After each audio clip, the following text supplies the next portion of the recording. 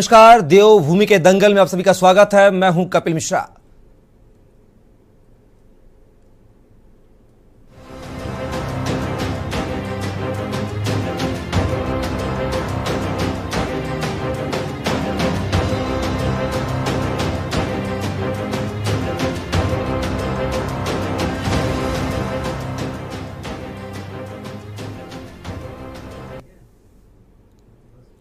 उत्तराखंड सरकार द्वारा शीतकालीन सत्र में उत्तराखंड धर्म स्वतंत्रता संशोधन विधेयक 2022 पास होने की चर्चा इन दिनों पूरे देश में हो रही है।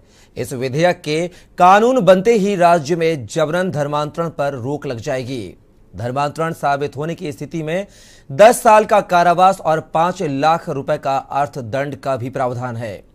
उत्तराखंड विधानसभा के शीतकालीन सत्र भले ही 2 दिनों का हुआ हो, लेकिन यह सत्र कुछ महत्वपूर्ण विधेयक की वजह से ऐतिहासिक बन गया है। महिलाओं का क्षैतिज आरक्षण के साथ साथ उत्तराखंड धर्म स्वतंत्रता संशोधन विधेयक 2022 इस सत्र में पास हुआ है, जिसको लेकर राजनीतिक गलियारों में बयानबाजी का दौर जारी है। बीजेपी धर्मांतरण निषेध विधेयक को ऐतिहासिक और क्रांतिकारी कदम बता रही है, तो वहीं कांग्रेस भी इस मुद्दे पर पीछे हटने वाले नहीं है। आज चर्चा इसी पर है, धर्मांतरण पर विराम।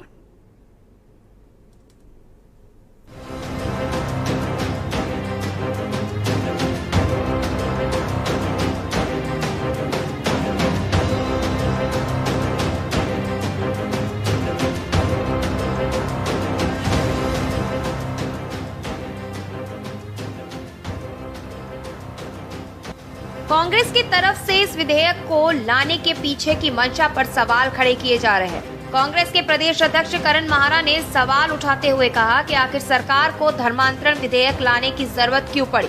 क्या जो लोग स्वैच्छिक रूप से धर्म परिवर्तन करना चाहते हैं उसे यह सरकार स्वीकार करती है?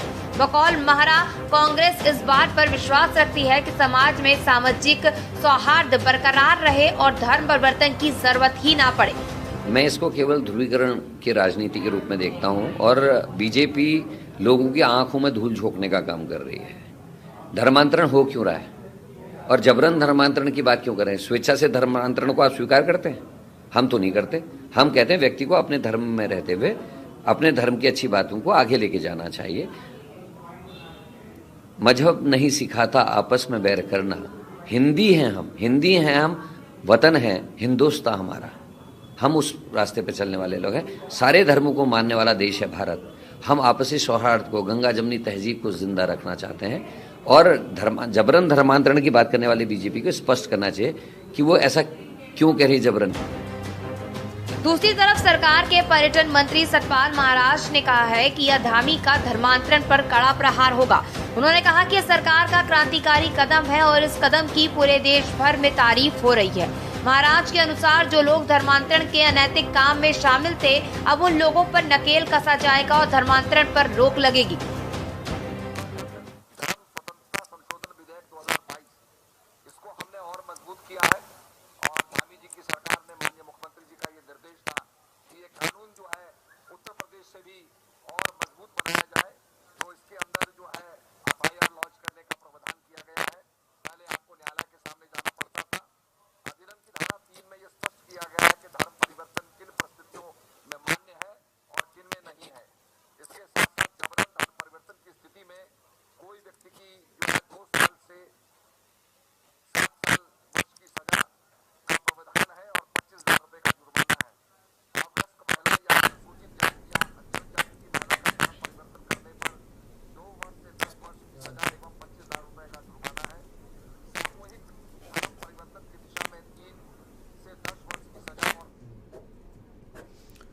तो आज देवभूमि के दंगल में हम चर्चा करेंगे धर्मांतरण पर विराम को लेकर, जिसमें आज हमारे साथ जुड़ रहे हैं बीजेपी प्रवक्ता सुनीता विद्यार्थी, साथ ही मनोज ध्यानी जो कि राजनीतिक सलाहकार हैं।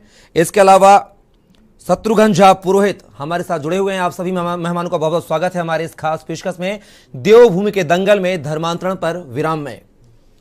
सबसे पहला मेरा सवाल राजनीतिक सलाहकार आपसे कि जिस तरह से उत्तराखंड सरकार ने विधानसभा सत्र में धर्मांतरण कानून लेकर आई है, जिसको लेकर जहां एक तरफ साधु संत इसकी तारीफ करते हुए नहीं थक रहे हैं, तो वहीं दूसरी तरफ कांग्रेस ने इस पे सवालिया निशान और ध्रुवीकरण की राजनीति करार दिया है।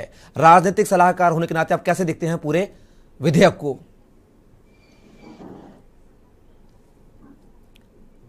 मनोज ध्यानी जी, मोबाइल अनम्यूट कर लीजिए। मनोज जी, आपकी आवाज हम तक नहीं पहुंच रही है।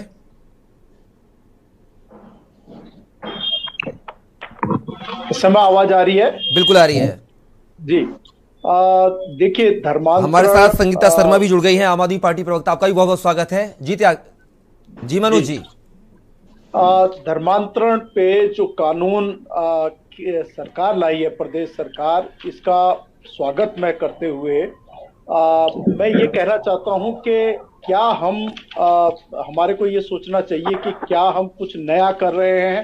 मैं सबसे पहले तो ये बता दूं कि हम नया कुछ नहीं कर रहे हैं। भारत में सुप्रीम कोर्ट ऑफ इंडिया उन्होंने एक जजमेंट दिया था और ये जजमेंट आया था जिस समय उड़ीसा और मध्य प्रदेश में एंटी कन्वर्सन पे जो लॉज थे, शेड्यूल्ड कास्ट और शेड्यूल्ड ट्राइब्स और जो वहाँ के जातियों को जिस तरीके से धर्मांतरण किया जाता था उस पर लेजिस्लेशन थे। उस लेजिस्लेटिव मेजर्स पे सुप्रीम कोर्ट का जजमेंट है कि ऐसा करना कोई गलत नहीं है और ये किया जा सकता है। भारत के संविधान के भीतर जो कोहर्सन, मतलब जो जबरदस्ती किसी चीज को किया जाए तो उस पर एक रोक है और उसको ही हमारी सरकार ने किया, जो कई राज्यों में ऑलरेडी एग्जिस्ट कर रहा है। जैसे उड़ीसा में है, मध्य प्रदेश में है, छत्तीसगढ़ में है, अरुणाचल प्रदेश में है, तमिलनाडु में बना था लेकिन वहां जनता विरोध के बाद उसे वापस ले लिया सरकार ने। लेकिन 9 अन्य राज्यों में भारत के ऐसे कानून स्थापित हैं।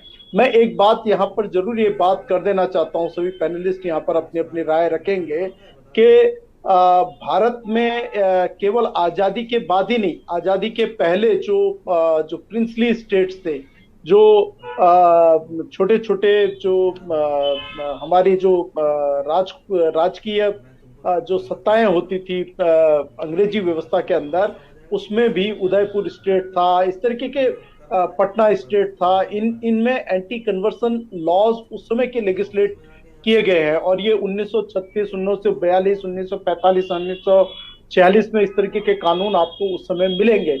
तो और भारत सरकार ने खुद 2015 में लॉ एंड मिनिस्ट्री ने ये बात कही थी कि केंद्र सरकार तो ऐसा कानून नहीं ला सकती, लेकिन राज्य की जो इकाई राज्य सरकारें हैं वो अपने अपने प्रदेशों के भीतर इस तरीके के कानून निर्मित कर सकते हैं।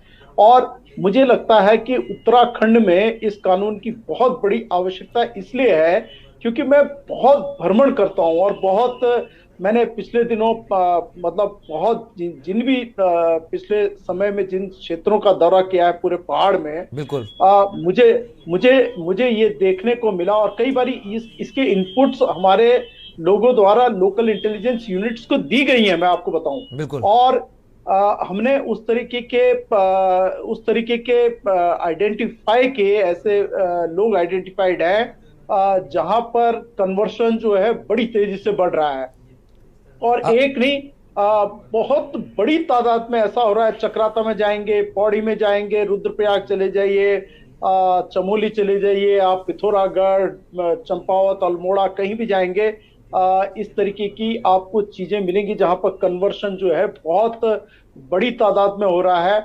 और किसी पंथ विशेष का नहीं है ये आक्रमण जो है बड़ी भारी तादाद में अलग अलग पंथ के द्वारा हो रहा है और इस पे ये कानून लाया जाना स्वागत योग्य है। बिल्कुल मनोज जी, कानून लाना स्वागत योग्य आपने कहा। हमारे साथ बीजेपी की प्रवक्ता मौजूद है, हमारे साथ सुनीता विद्यार्थी। सुनीता जी, बीजेपी संशोधन लेकर आई है, विधेयक लेकर आई है, लेकिन अब करण महाराज जो कि कांग्रेस के प्रदेश अध्यक्ष, उन्होंने आपको कहा कि वोटों का ध्रुवीकरण करने का मकसद है और कोई कानून का मकसद नहीं लाने का आपका उद्देश्य। कैसे देखते हैं करण महाराज के बयान को आप? जी देखिए, प्रदेश अध्यक्ष जो कांग्रेस के करण महाराज जी हैं, आजकल उनके बहुत सारे ऐसे बोल देते हैं जिनका कोई मैं कहूंगी कि जनता से कोई सरोकार नहीं होता है। ये ध्रुवीकरण की राजनीति कांग्रेस पार्टी जानती है और ध्रुवीकरण हमेशा उन्होंने ही किया है।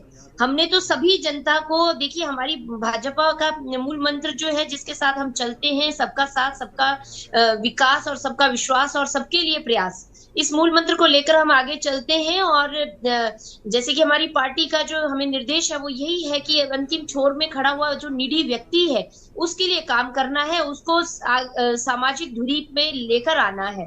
तो ये तमाम चीजें हैं। जिस प्रकार से धर्मांतरण कानून का मैं कहती हूँ कि आज हम लोगों को सभी जगह से बहुत ज्यादा, देखिए माननीय मुख्यमंत्री श्री पुष्कर सिंह धामी जी को बहुत ज्यादा शुभकामनाएं आ रही हैं। सभी लोगों ने जो है ससम्मान जो है इस कानून का स्वागत किया है, दिल खोलकर किया है, क्योंकि लगातार देवभूमि में जिस प्रकार की घटनाएं हो रही हैं, और जैसा कि अभी हमारे साथ राजनीतिक सलाहकार हमारे बड़े मार्गदर्शक भाई साहब जुड़े हैं, उन्होंने भी कहा कि वो हमेशा जो है सीमांत इलाकों में भी भ्रमण पर रहते हैं, तो कई जगह पे ऐसे उदाहरण आए हैं।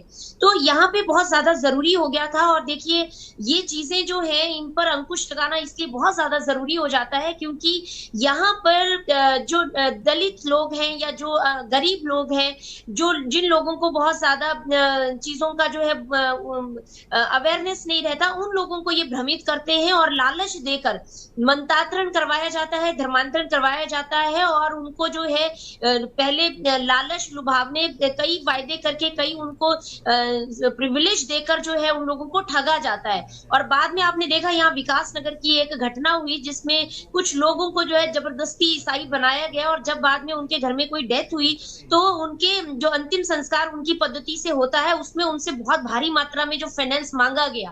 तो ऐसी तमाम चीजें हैं। बाद में वो लोग पछताते हैं कि हम लोगों के साथ धोखा हुआ, हमारी मदद करो। तो अब इस वजह से और तमाम ऐसे बहुत सारे उदाहरण प्रदेश में हुए हैं। तो माननीय मुख्यमंत्री जी का हम बहुत ज्यादा धन्यवादी हैं। उन्होंने इतना बड़ा स्टेप लेकर इस पे जिस प्रकार से कड़ी सजा देने का प्रावधान किया है, जुर्माना लगाया है, और जो व्यक्ति इसमें शामिल होंगे उनको कड़ी से कड़ी सजा देने का इसमें प्रावधान है। तो कोई भी व्यक्ति जो है धर्मांतरण कानून का जो जिस तरीके से नहीं बनने पे लोग जो है बरगलाते थे, लोगों को बेवकूफ बनाकर जो लालच देकर उनका कन्वर्जन करवा दिया करते थे, अब उसमें बहुत बड़ा अंकुश लगेगा। और सभी साधु संतों की तरफ से भी लगातार हमें देखिए बिल्कुल प्रतिक्रियाएं मिली हैं, पॉजिटिव रिस्पांस मिला है साधु संतों का, धामी सरकार का स्वागत किया है। हमारे साथ आम आदमी पार्टी की प्रवक्ता संगीता शर्मा भी जुड़ी हुई हैं। संगीता जी, दलितों की मदद करती है बीजेपी, कानून लाती है, गरीब तबके को अगर धर्मांतरण किया जाता है लालच देकर, उस पर अंकुश लगाती है, तो उसमें दिक्कत क्या है फिर? अनम्यूट कर लीजिए मोबाइल। संगीता जी, आपकी आवाज हम तक नहीं पहुंच रही है, मोबाइल को अनम्यूट कीजिए। देखिए, जो कानून आया है इससे किसी को कोई परेशानी हो ऐसा बिल्कुल भी नहीं है, बिल्कुल। लेकिन जिस तरह से मेरे बड़े भाई बैठे हुए हैं मनोज ध्यानी जी, और बहुत ज्ञानी व्यक्ति भी हैं, जिस तरह से इन्होंने बताया कि ये कानून आज नहीं बना है, कानून पहले से भी था और कई राज्यों में भी ये पहले से अप्लाइड है। तो देखिए, कानून यहाँ भी पहले से था, लेकिन जो सजा का प्रावधान है वो 5 वर्ष था, अब उसे बढ़ा दिया गया है, जो जुर्माना था उसे बढ़ा दिया गया है। तो कुछ बिंदुओं में परिवर्तन किया गया है, पर कानून वो पहले भी था। तो ये भी एक बहुत बड़ा सवाल है कि पिछले 5 साल से भी आप ही की सरकार थी और अभी भी आप सरकार में है, तो इस तरह के जो केसेस आ रहे हैं वो क्यों आ रहे हैं?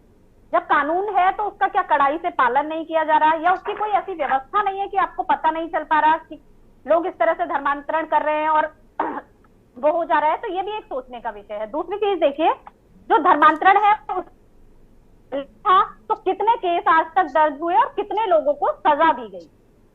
बीजेपी की सरकार है, मेरी बड़ी बहन सुनीता जी बैठी हुई हैं, तो कितने लोगों को अब तक सजा मिली और किस पर कार्यवाही हुई, ये भी उन्हें बताना पड़ेगा। संगीता जी, लेकिन जो उत्तराखंड में विधेयक पास हुआ, जो संशोधन हुआ है, 2018 में यह कानून बना था, लेकिन 2022 में संशोधन किया गया है, ये कोई नई बात नहीं है। इसके पहले मध्य प्रदेश, ओडिशा, तमाम ऐसे राज्य हैं जहां पर समय समय पर इस कानून में परिवर्तन किए गए हैं, तो कोई नई बात नहीं है। इससे फिर दिक्कत क्या है आपको? नहीं, मैंने क्या कहा कि दिक्कत कुछ नहीं है, लेकिन आज तक कितने लोगों को सजा हुई, ये प्रश्न है। आज तक कितने लोगों को सजा हुई, किस पर कार्यवाही हुई, किस पर जुर्माना लगाया गया? क्योंकि कानून तो पहले भी था और कानून अब बदल गया क्या इससे हम ये ज्ञात कर लेंगे? अब कितना इसका पालन होगा ये देखना है। चलिए जवाब ले लेते हैं। बीजेपी की प्रवक्ता हमारे साथ जुड़ी हुई हैं सुनीता जी।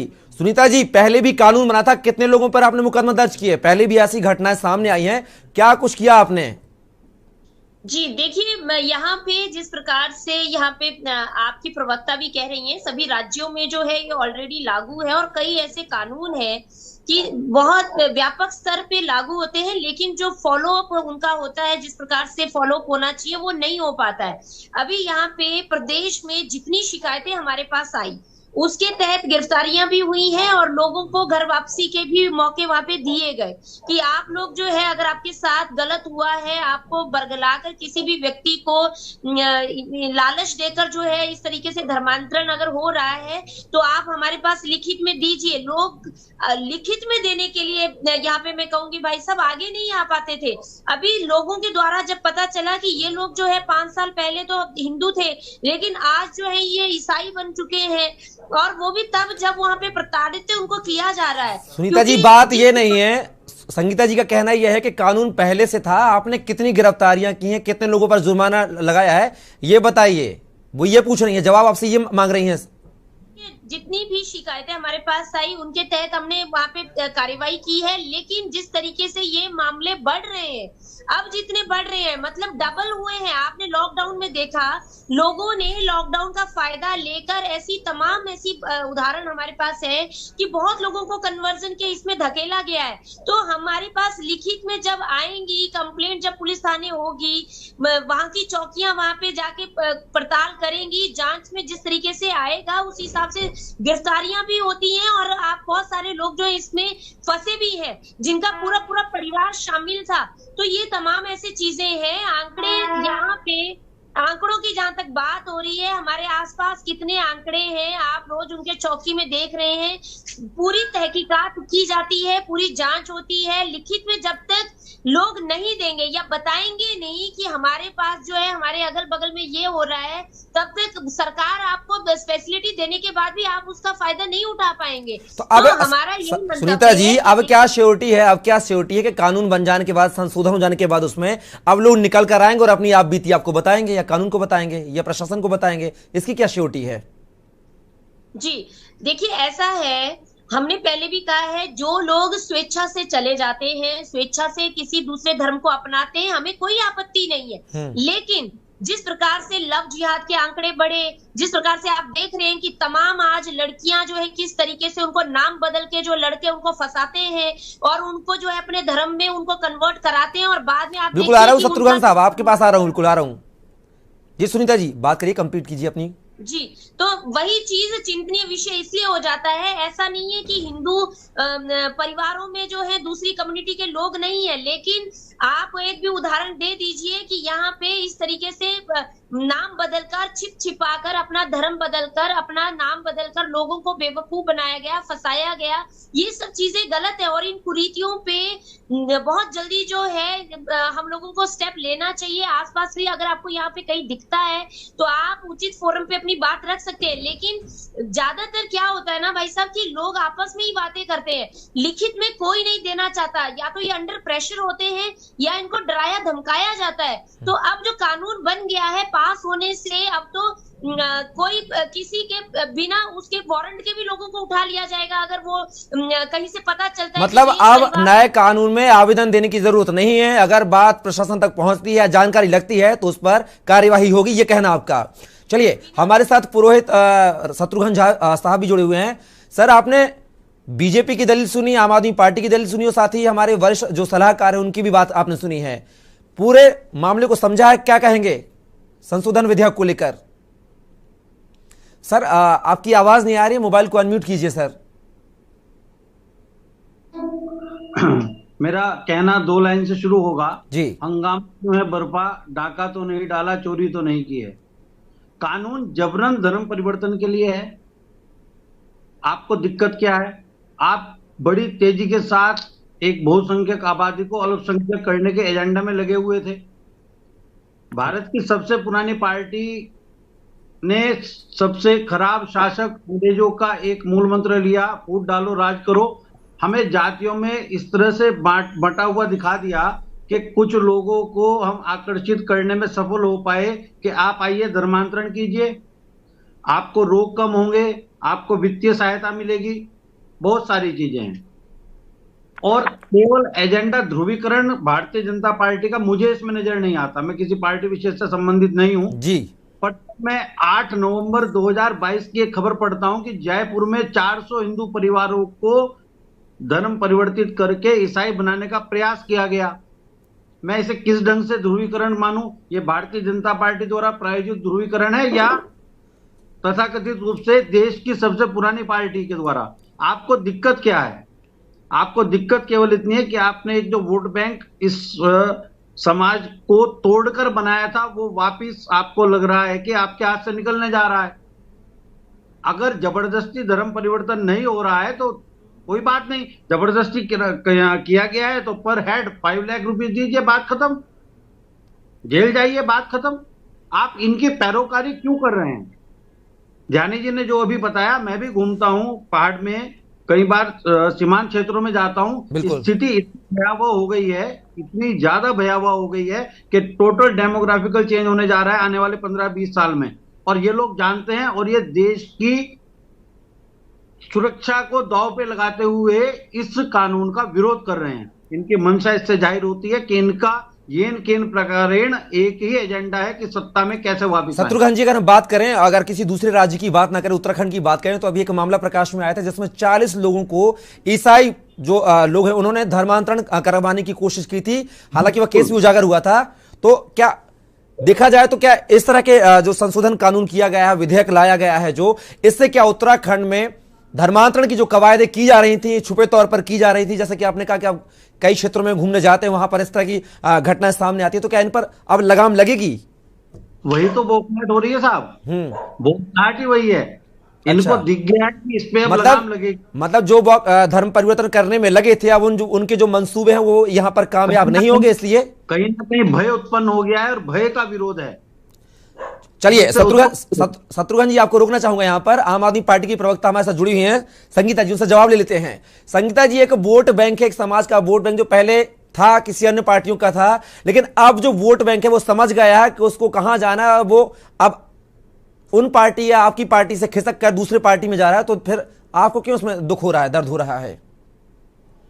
देखिए, किसी भी राजनीतिक दल ने ये नहीं कहा कि इस नियम से उसे दुख हो रहा है। आप किसी का भी वक्तव्य सुन लीजिएगा जी। बात हो रही थी कि इस कानून से कितना फायदा होगा, क्योंकि कानून पहले भी था, संशोधन हुआ है। ऐसा नहीं था कि वो कानून था ही नहीं, बिल्कुल नए तरीके से उसे लाया गया है। कानून तो पहले भी था, फिर ऐसे केसेस क्यों सामने आ रहे थे? क्योंकि सजा का प्रावधान तब भी था। ये बात अलग है कि आज सजा बढ़ा दी गई है, पहले 5 साल की सजा थी, जुर्माना पहले कम था, अब जुर्माना ज्यादा है।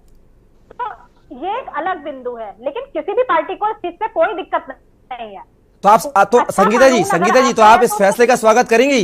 इस फैसले का स्वागत करेंगी आप? इस फैसले, देखिए, इस फैसले का स्वागत करने में कोई गुरेज नहीं है इस फैसले से, क्योंकि कोई आप स्वागत भी नहीं कर रही हो, इस तरफ कह रही हैं हम विरोध भी नहीं कर रहे हैं, तो फिर आखिर आप मतलब आपका स्टैंड क्या है? फैसले का स्वागत करने में कोई किसी को गुरेज नहीं है। इस फैसले का वेलकम सब कर रहे हैं, लेकिन सवाल जो बनते हैं वो भी पूछे जाएंगे सत्ता पक्ष से। देखिए संगीता जी, समय समय पर अंबेडकर साहब ने भी कहा है कि जरूरत के हिसाब से जो संविधान होता है उसमें परिवर्तन होना लाजमी है, होना चाहिए, एक नॉर्मल प्रक्रिया है। चलिए, फिलहाल वक्त है ब्रेक का, हम फिर से चर्चा में जुड़ेंगे। फिलहाल रुकेंगे ब्रेक के लिए, आप बने रहिए की न्यूज के साथ। आप देख रहे हैं की न्यूज, खबरों का सारथी। कि धर्मांतरण पहले से चला आ रहा है और आज ये बढ़ता जा रहा है। फिर मैं वही कहूंगी कि अगर आपकी सरकार में कानून होने के बाद भी मामले बढ़ते हैं तो ये किसकी कमी है? अरे कानून तो भैया बनाए, कानून व्यवस्था पर लगाम नहीं लगाई जाती तो ये किसकी कमी है? करना भी तो सरकार का काम है। तो आपने ये कानून लाया, बहुत अच्छी बात है, लेकिन मिश्रा जी देखिए, इसके लिए एक ऐसा भी प्रबंध करना पड़ेगा, अवेयरनेस को फैलाना पड़ेगा। आप केवल कानून बना के इसे नहीं रोक सकते, इसके लिए अवेयरनेस चाहिए समाज में कि लोग धर्म परिवर्तन ना करें। ये भी एक योजना होनी चाहिए। तो सुनीता जी, और राय दूंगी कि जो रिमोट एरियाज हैं जहां गरीबी बहुत ज्यादा है, क्योंकि अधिकतर लोग, अगर आप इन मामलों की पूरी तह तक जाएंगे तो जो अधिकतर लोग हैं वो वित्तीय सहायता की वजह से इसे करते हैं। किसी के घर में कोई बीमार हो गया और उसे कहीं भी इलाज मुमकिन नहीं हो रहा है तो ऐसे लोग उनके बीच जाते हैं और कहते हैं हम आपका ट्रीटमेंट कराएंगे, आपको इतने लाख रुपया भी देंगे, आप इस धर्म में आ जाइए। तो उसके लिए उस समय वो सबसे बड़ी प्रायोरिटी होती है उसके घर के व्यक्ति की जान बचाना। किसी को अपने बच्चे की पढ़ाई के लिए बहुत रुपए चाहिए तो वो कहते हैं हम आपको फीस का अरेंजमेंट करके देंगे, आप इस धर्म में आ जाइए। तो जब इन चीजों से लोगों को बाहर निकाला जाएगा तब वो जो जबरन कानून को अपनाते हैं, धर्मांतरण करते हैं। जबरन धर्मांतरण क्यों करते हैं? क्योंकि मजबूरी वश करते हैं। संगीता जी, संगीता जी मैं आप पर आऊंगा, आपको रुकना चाहूंगा। यहाँ पर हमारे साथ मनोज ध्यासी जी जुड़े हुए हैं, वरिष्ठ सलाहकार। यहाँ पर संगीता जी ने एक बड़ी बात की है, मनोज जी आपसे जवाब लूंगा। संगीता जी ने एक बड़ी बात की है कि यहाँ पर धर्म परिवर्तन जबरन नहीं कराया जाता, इंसान को मजबूरियां यह करने पर मजबूर कर देती हैं। लिहाजा परिवार में कोई बीमार होता है, अगर उसको हेल्थ के लिए चेकअप कराना या पैसों की आवश्यकता है इलाज के लिए, तो वो धर्म परिवर्तन करते हैं। कहीं ना कहीं मजबूरी है, कहीं ना कहीं। तो क्या यह बात सही है संगीता जी का जो आरोप है यहाँ पर?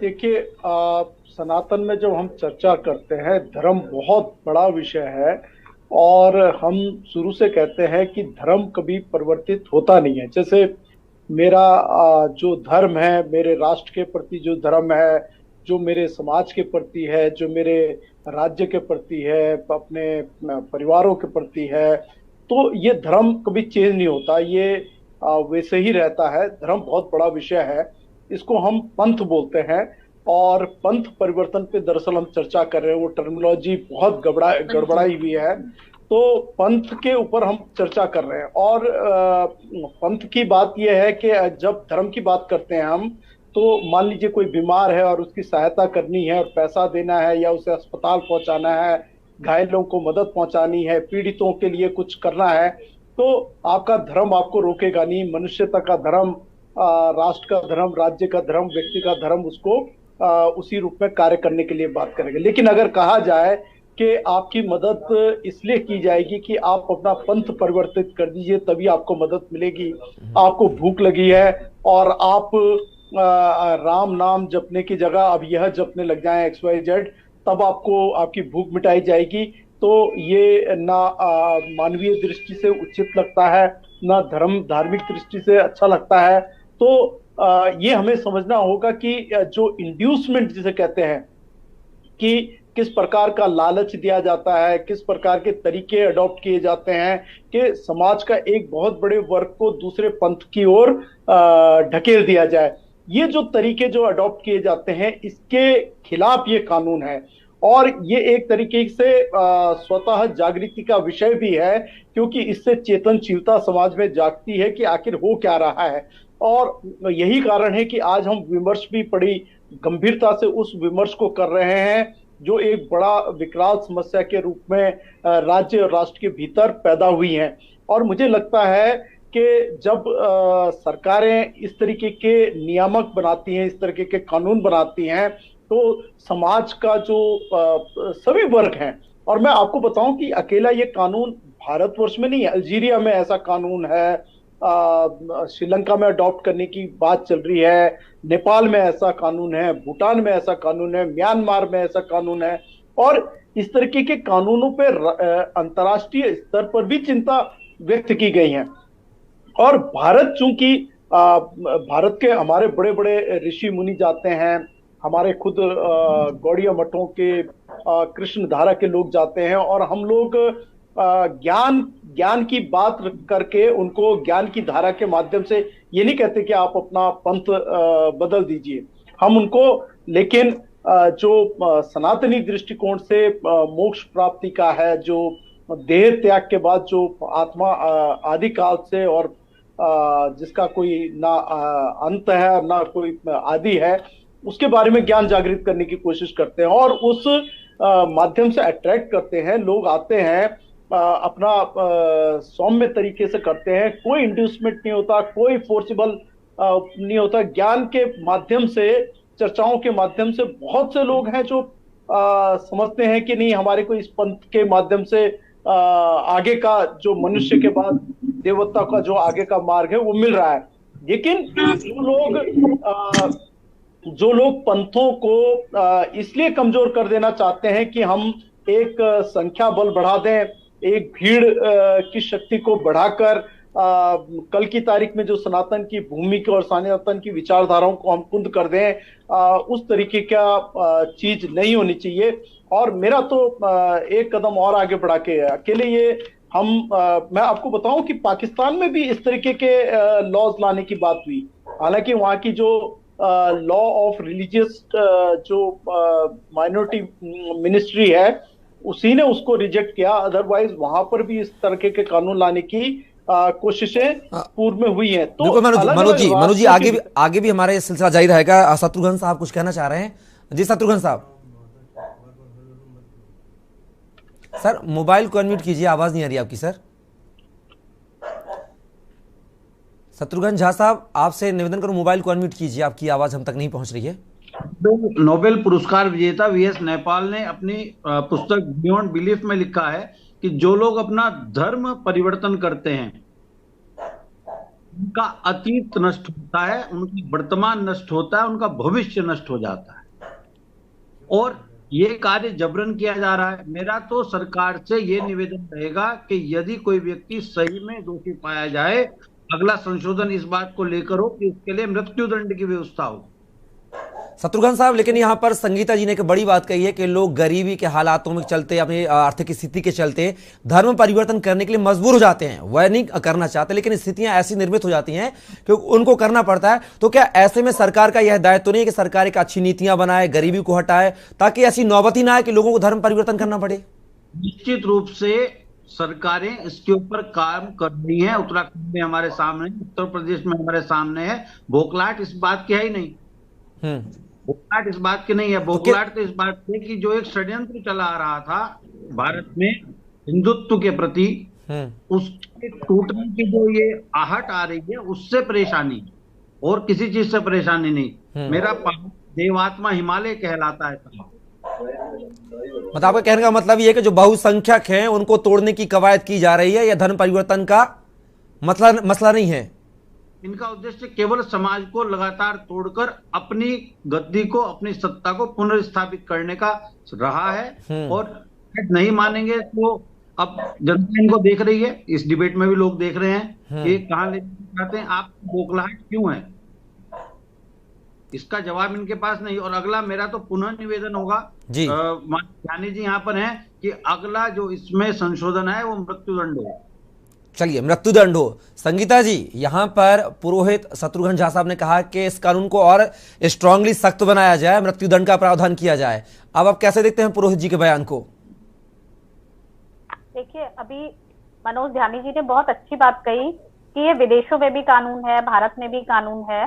तो देखिए, कानून को इम्प्लीमेंट और कितने बेहतर तरीके से किया जा सकता है, इस पर भी फोकस करना पड़ेगा। देखिए, पुलिस प्रशासन है, हमेशा से कानून की व्यवस्था है, उसके बाद भी हम देखते हैं कि किस तरह से अपराध होते हैं। हमने उत्तराखंड में भी देखे, जिस तरह से अभी कानून व्यवस्था को हमने लचर देखा, चाहे हमने अंकिता भंडारी का केस देखा, हमने लूट, मंत्री जी के घर में लूट देखी, कैबिनेट मंत्री को धमकी देखी, तो हमने बहुत सारी चीजें देखी। लेकिन कानून है ना मिश्रा जी, कानून होने के बाद भी हमने इस तरह की घटनाएं देखी। तो अब धर्मांतरण पे भी जो कानून है वो कितने बेहतर तरीके से इंप्लीमेंट हो, उसकी भी व्यवस्था करनी पड़ेगी। एक ऐसी भी योजना बनानी पड़ेगी कि ये जानकारी में रहे कि कौन जबरन जो है वो धर्म को बदलना चाहते हैं, कौन इस तरह के पूरे जो हमारा राज्य है उसमें इस तरह की विचारधारा को फैला रहे हैं। तो ऐसे कौन लोग हैं, उन पर भी नजर रखनी पड़ेगी। उस कानून के तहत इस पर भी फोकस करना पड़ेगा। नहीं तो कानून बनाना बहुत अच्छी बात है, कानून किसी भी चीज की रक्षा के लिए ही बनाया जाता है। हमने पास्को एक्ट भी बनते हुए देखा मिश्रा जी, लेकिन उसके बाद भी हम देख रहे हैं ना लगातार, और हम देख रहे हैं कितने लोगों को फांसी हुई, नहीं हुई फांसी। उत्तराखंड में भी हमने देखा 2.5 साल की बच्चियों के साथ रेप हो जाता है।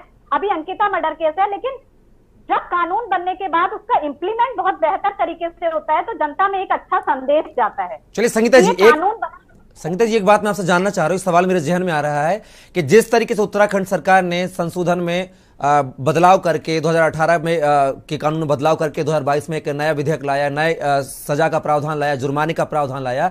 आपने कहा कि इस कानून को अच्छे तरीके से इंप्लीमेंट करने की जरूरत है, ना कि बदलाव करने की जरूरत है। अगर कानून को अच्छे से इंप्लीमेंट कर दिया जाए तो अपने आप इस तरह की वारदातें सामने नहीं आएंगी। आपकी जो सरकार है दिल्ली में है, पंजाब में है, क्या वहां पर इस तरह के कानून आपकी पार्टी लाएगी? क्या जो सरकार उत्तराखंड की नहीं कर पाई है जागरूकता अभियान या अवेयरनेस अभियान, तो क्या वह दिल्ली में आपकी सरकार और पंजाब में आपकी सरकार करेगी? देखिए, बिल्कुल करेगी, और मैं तो कहती हूँ हर सरकार को करना चाहिए। किसी भी धर्म को बचाने की जिम्मेदारी सबकी है, क्योंकि किसी एक व्यक्ति की नहीं है। और जो अपने धर्म में है, सबसे पहले तो उन्हें ही सोचना चाहिए कि वो धर्म को परिवर्तित ना करें। क्योंकि मैं आपसे कहूं कि आप अपना धर्म मत बदलो तो ये पॉसिबल नहीं है, क्योंकि यदि कोई स्वेच्छा से धर्म बदल ले तो ये भी नियम है मिश्रा जी। हमारा संविधान कहता है कि यदि कोई स्वेच्छा से अपना धर्म परिवर्तन कर रहा है तो आप उसे कोई सजा नहीं दे सकते, आप उस पर कोई जुर्माना नहीं लगा सकते, आप उसके विरुद्ध कोई कार्यवाही नहीं कर सकते। तो हम ऐसी स्थिति में क्या करेंगे? तो इसके लिए ये चीजें अवेयरनेस के द्वारा ही की जा सकती है कि किसी भी व्यक्ति को अपना धर्म परिवर्तन नहीं करना है। जिस धर्म में उसे जन्म मिला है उसे उसी धर्म में रहना है, और अंततोगत्वा उसी धर्म से को रहते हुए ही उसे मृत्यु लोक में जाना है। संगीता जी, शत्रुघ्न सर कुछ जवाब देना चाह रहे हैं आपकी बात का। जी शत्रुघ्न जी। करेंगे तो ये सही नहीं होगा। इनकी पार्टी के दिल्ली विधायक राजेंद्र पाल गौतम जी एक कार्यक्रम में शामिल हुए जिसमें 10,000 लोगों को, हिंदू लोगों को सुनियोजित रूप से बौद्ध धर्म अपनाने पर बाध्य किया जा रहा था, और आप कह रही हैं कि अपने धर्म में आपके विधायक। झा जी मेरी इस बात को भी सुनिए। देखिए वहाँ पुलिस प्रशासन किसका है, तो मेरा ये भी सवाल है कि उन पर कार्यवाही क्यों नहीं हुई? जब वो पता चला वो बौद्ध धर्म अपना रहे थे और वो कह रहे हैं कि हमने तो स्वेच्छा से अपनाया है, तो आप क्या कर लेंगे? संगीता जी मतलब करेंगे, आपके जनप्रतिनिधि आपके विधायक करेंगे, लेकिन वहां पे पुलिस पे आप सवाल निशान खड़ी कर देंगे, क्योंकि पुलिस आपके हाथ में नहीं है। चलिए पंजाब में तो पुलिस आपके हाथ में, वहां पे आपने कितने कारगर कदम उठाए हैं जनता के हित में या धर्म परिवर्तन को लेकर, आप वो बता दीजिए। कार्यवाही हुई, आपके जिम्मेदार एक जनप्रतिनिधि उसमें शामिल थे, इसका आप उत्तर दें पहले। कोई किसी कार्यक्रम में अगर किसी को बतौर चीफ गेस्ट बुला रहा है, कोई किसी कार्यक्रम में किसी को बतौर अतिथि बुला रहा है, तो वो एक अलग घटनाक्रम है। नहीं, आज आपको इस डिबेट का हिस्सा बनने के लिए बुलाया गया है, तो हम सब आपस में बैठकर इस डिबेट का हिस्सा बनके यहाँ इस पर बात कर रहे हैं। तो यदि कोई व्यक्ति कहीं मंत्री है और उसे किसी व्यक्ति को, संगीता जी पहले शत्रुघ्न साहब, संगीता जी आपको समय मिलेगा, पहले शत्रुघ्न सर को सुन लेते हैं। जी झा साहब। और समाज को तोड़ने वाले कार्यक्रम में शामिल होना कौन सी स्वेच्छा, कौन सी स्वतंत्रता का हिस्सा है? इसमें कौन सी अभिव्यक्ति की, कौन सी धार्मिक स्वतंत्रता की आप दलील दे रही हैं? जवाब दीजिए संगीता जी। आपका कहना है कि वो खुद वो बौद्ध धर्म के अनुयायी हैं। राजेंद्र पाल गौतम जी क्या बौद्ध धर्म नहीं मानते? तो वो जिस धर्म को जो व्यक्ति मानता है उस धर्म के कार्यक्रम का हिस्सा वो बनेगा। आज कोई मुस्लिम सभा हो रही है, वहाँ कोई मुस्लिम व्यक्ति जाता है तो हम उसे रोक नहीं सकते मिस्टर। तो संगीता जी मतलब अगर हम बौद्ध धर्म का पालन करते हैं तो लोगों से ही पालन कराएंगे सभा में जाकर सामूहिक तौर पर। आपका कहना यह है कि अगर मैं बौद्ध धर्म को मानता हूं तो मुझे, अगर मैं किसी सामूहिक कार्यक्रम में जाता हूं तो वहां मौजूद लोगों को भी मैं वो धर्म अपनाने के लिए बाध्य करूंगा, उनको समझाइश दूंगा। वो कार्यक्रम गलत है तो उस पर भी कार्यवाही बनती है। भविष्य में मतलब गलती करेंगे लेकिन कार्यवाही पुलिस करे, क्योंकि वो केंद्र के हाथ में, आपकी सरकार के हाथ में नहीं है, इसलिए आप वहां पर बचकर निकल जाते हैं पुलिस का ढिंढोरा पीट कर। चलिए बीजेपी, बिल्कुल संगीता जी आप पर आऊंगा। सुनीता जी हमारे साथ लगातार मौजूद हैं। सुनीता जी, यहां पर शत्रुघ्न साहब ने आरोप लगाया कि इनके जो जनप्रतिनिधि हैं उन्होंने एक बौद्ध धर्म के कार्यक्रम में वहां पर धर्म परिवर्तन कराने की कोशिश की। हालांकि संगीता जी कह रही हैं यहां पर कि दिल्ली पुलिस ने कार्रवाई क्यों नहीं की, क्योंकि इनके हाथ में पुलिस नहीं है। आप बीजेपी प्रवक्ता हैं, कैसा जवाब देंगी संगीता जी को इस पूरे प्रश्न का? देखिए ऐसा है, संगीता जी की पार्टी को, केजरीवाल जी को उसी वक्त उसको पार्टी से बाहर का रास्ता दिखाना चाहिए था, तब समझ में आता कि आप सक्रिय हैं इस बात के लिए और आप अवेयर हैं खुद। लेकिन खुद ही जब आप संलिप्त हैं, आप कह रही हैं वो बौद्ध धर्म के हैं, तो बौद्ध की वह शिक्षा दीक्षा चल रही है और श्री राम जी के अस्तित्व को आप ललकार रहे हैं, तो वो कहाँ की समझदारी हुई भाई? बात तो यही है। तो संगीता जी को लिखित में वहाँ पे सुनीता जी अभी मुख्यमंत्री जी की विधानसभा में, सुनीता जी अभी स्वामी जी की विधानसभा में धर्मांतरण का कार्यक्रम हुआ है, धर्मांतरण का कार्यक्रम हुआ, उन लोगों पर क्या कार्रवाई की तरह आप पार्टी नियम बना दे। एक मैं निवेदन करूंगा आप लोगों से, एक एक करके बात कीजिए, अच्छे से हम सुन सकेंगे और जवाब भी ले सकेंगे। आपका हाथी की दांत खाने की और संगीता जी और सुनीता जी आपको रोकना चाहूंगा। शत्रुघ्न साहब यहाँ पर कुछ कहना चाह रहे हैं। जी सर बताइए। मैं माननीय आप प्रवक्ता जी को बताना चाहूंगा कि आपने जो दलील दी उसको तो स्वयं गौतम जी ने खारिज कर दिया, उन्होंने माफी मांग ली थी अगले दिन ही। मैं यही आपसे सुनना चाह रहा था जो आपने कहा। मैंने क्या कहा कि देखिए, जो गलत उनको लगा ना गलत है तो उन्होंने माफी मांग ली। अब आप उस पर कार्यवाही कीजिए। सत्ता में है, जो सरकार में लोग हैं, क्या उसका जिनका दायित्व है क्या कार्यवाही नहीं करेंगे? आज यहाँ अंकिता हत्याकांड इतना बड़ा मामला हुआ मिश्रा जी, क्या कार्यवाही हो रही है? और हम बात करते हैं महिलाओं की, उत्तराखंड को महिलाओं ने बनाया। वो जो जिस व्यक्ति ने ये काम किया वो बीजेपी का नेता नहीं था या उसका बेटा नहीं था, बताइए ना। तीसरे दिन रेप हो रहा है, रेप कैसे जिनको मालूम है। नहीं, अभी 2.5 साल की बच्ची के साथ सुनीता जी बड़ी अच्छे से जेल फेंकना जानते हैं, हमारी तो कोई रिस्पॉन्सिबिलिटी नहीं है। संगीता जी और सुनीता जी दोनों की बात जनता, हमारे जो दर्शक है वो सुन नहीं पा रहे हैं। मैं निवेदन करूंगा, पुनः करूंगा कि एक एक करके आप बात रखिए, अच्छे से सवाल सुन सकेंगे, जवाब भी दे सकेंगे। हमारे पार्टी के प्रवक्ता जुड़े हुए हैं। सुनीता जी, आरोप यह है कि जब इतना पूरा कांड चलता रहा, दिल्ली पुलिस क्या करती रही? हाथ में हाथ धरे बैठी रही, और आप कानून व्यवस्था को दुरुस्त करने की बात करती हैं। देखिए, आप पार्टी, मैंने आपको बोला कि मैं तो कहूँ इनके एक जनप्रति नहीं, इनके तो आधे से ज्यादा जनप्रतिनिधि ऐसे हैं जो ऐसे ऐसे कामों में शामिल हैं। कानून तो उनके लिए भी आपने भूल गई, लेकिन बात ये बताइए, जितने भी बलात्कार होते हैं, आप लोग तो बिल्किस नामों जैसे केस में लोगों को बचाते हैं। यही कहना है कि अपने से शुरुआत। संगीता जी, पहले सुनीता जी को बोल लेने दीजिए, फिर मैं जवाब आपसे भी ले लूंगा। पहले सुनीता जी को बात कंप्लीट कर लेने दीजिए। सिख धर्म से सीखो कुछ, कि कैसे उनको जिंदा जो है जला दिया जाता था, जिंदा आरे से कटवा दिया जाता था, लेकिन उन्होंने मरना स्वीकार किया। और हिंदू सनातन धर्म हमेशा कभी किसी के आगे झुका नहीं है, लेकिन जबरन जिस तरीके से लोगों को बरगलाया जा रहा है, लालच देने वाला और लालच में आने वाला दोनों अपराधी होते हैं। दोनों के लिए प्रावधान है। हमने देखिए जो ये नियम, अब जो कानून बना है, इसमें सख्ती हमने ये की है कि जो जैसे दलित लोगों की जो सुविधाएं सरकार से मिलती थी उनको बंद कर दिया है। आप कन्वर्ट होंगे तो ना आप इधर के रहोगे ना उधर के रहोगे।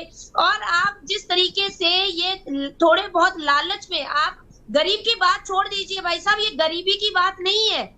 ऐसे ऐसे अंतर्राष्ट्रीय और राष्ट्रीय गिरोह जो है इस धर्मांतरण में शामिल हैं कि वो लगातार सक्रिय हैं भारत में, और हमारी जो प्रबुद्ध भारतवासी हैं वो अवगत भी हैं इस बात से। इसीलिए ये कानून और सख्त बनाया जाना जरूरी है, क्योंकि इसमें अगर अंकुश आज नहीं लगा तो कल जो भविष्य आप सब देख रहे हैं, जो हमारी पीढ़ियां हैं, वो हमें सबको गालियां देंगी कि हमने क्या किया बतौर यहाँ पे नागरिक होते हुए, हमने क्या उन पीढ़ियों के लिए मैसेज छोड़ा। तो ये तमाम चीजें हैं, हमें इन चीजों पे देखो, जो समाज की कुरीतियां हैं उन पे लगातार हमें आघात करके सामने आना पड़ेगा। सुनीता जी, बिल्कुल सुनीता जी, हम जवाब लेंगे संगीता जी से। आपको रुकना चाहूंगा। हमारे साथ मनोज ध्यासी जी भी लगातार हमारे वरिष्ठ राजनीतिक सलाहकार हमारे साथ मौजूद हैं। मनोज जी, जिस तरीके से यहाँ पर संगीता जी ने एक बड़ी बात कही है कि धर्म परिवर्तन जरूरी कि हम दबाव में या आर्थिक स्थिति के आधार पर ही करें, स्वेच्छा से भी हम कर सकते हैं और करते हैं। ऐसा कानून में ऐसा जिक्र है कि जो इंसान धर्म अगर बदलना चाहे वो बदल सकता है। इसको लेकर कैसी प्रतिक्रिया है आपकी? देखिए, मैंने शुरू से कहा कि हम पंथ के विषय पे बात कर रहे हैं और पंथ की फेथ है।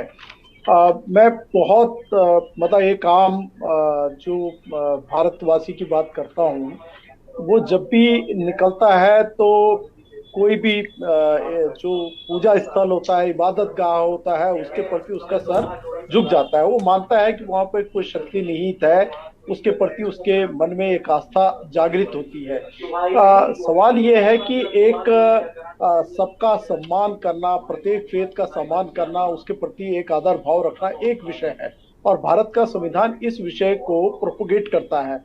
लेकिन जब किसी के फेथ को इस तरीके से, जैसे अक्सर इस तरीके के मामले दिखे हैं कि शादी का लालच, शादी किसी लड़की को प्रेम जाल में फंसाया गया, उसको अपनी पंथ छुपाया गया, उसे ये बताया गया, मान लीजिए कोई भी XYZ नेम है, से रहीम है, लेकिन उसने श्याम बता दिया अपना नाम। इस तरीके से चीजें जो चलती हैं उससे बहुत बड़ी कॉम्प्लिकेशंस होती हैं। और हरियाणा का जो बिल है उसमें ये बात रखी गई थी कि अगर आप नाम छुपाएंगे तो 3 लाख रुपए तक की आपको जुर्माना और लंबी सजा, आपको 3 साल तक की से 10 साल तक की सजा भी हो सकती है। तो ये जो प्रोविजंस है ये किए जाने बहुत आवश्यक हैं।